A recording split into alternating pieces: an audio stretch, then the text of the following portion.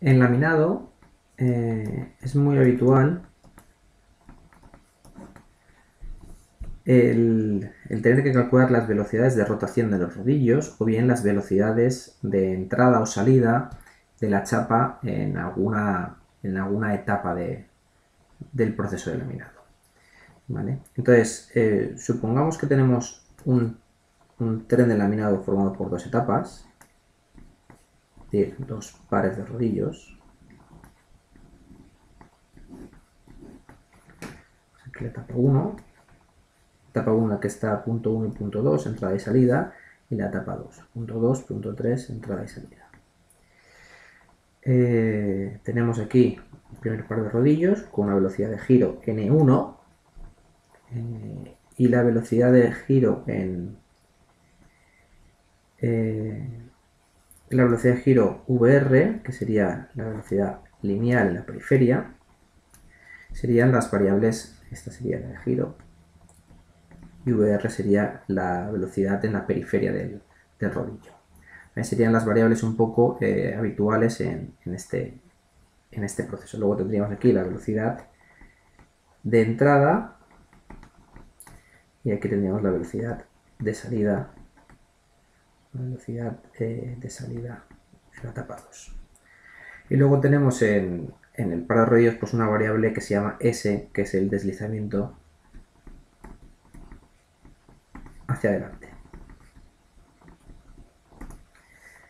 Bien, en muchas ocasiones lo que tenemos que hacer es relacionar las variables velocidad de entrada, velocidad de salida, velocidad de rotación lineal en la periferia y velocidad de giro del rodillo. Entonces, básicamente lo que tenemos que hacer es tener en cuenta estas expresiones.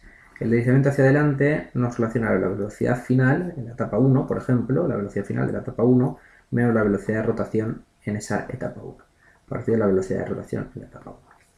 Es decir, si conocemos la velocidad final o de salida, esto sería la velocidad final de la etapa 1.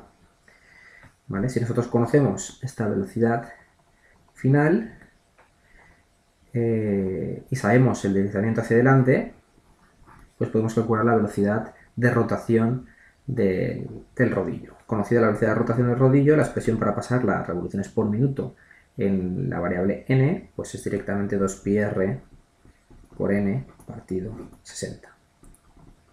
Esto sería directamente para pasar la velocidad de rotación en la periferia del rodillo a la velocidad de giro en revoluciones por minuto, que estaríamos hablando de RPMs.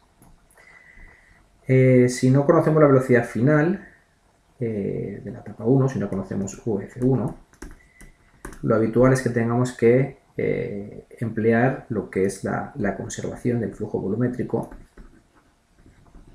para calcularlo.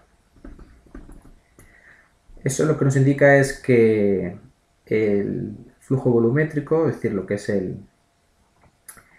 el área por la velocidad en cada punto, en cualquier punto del proceso de laminado, se mantiene constante. Es decir, el área que tenemos en la etapa 1 por la velocidad que hay de entrada en la etapa 1 tiene que ser igual al área que hay en el punto 2, que hablando ya de punto 1, punto 2, punto 3, pues será el área 1 por la velocidad 1 será igual al área 2 por la velocidad en ese punto y también sería igual al área 3 por la velocidad en el punto 3. Y si estuviéramos en etapas, pues se cumpliría siempre esta expresión.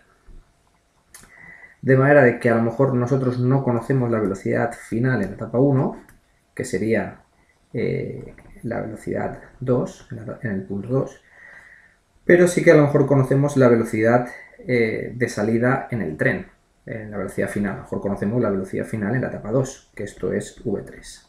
Entonces, mediante esta expresión, como las áreas las conocemos,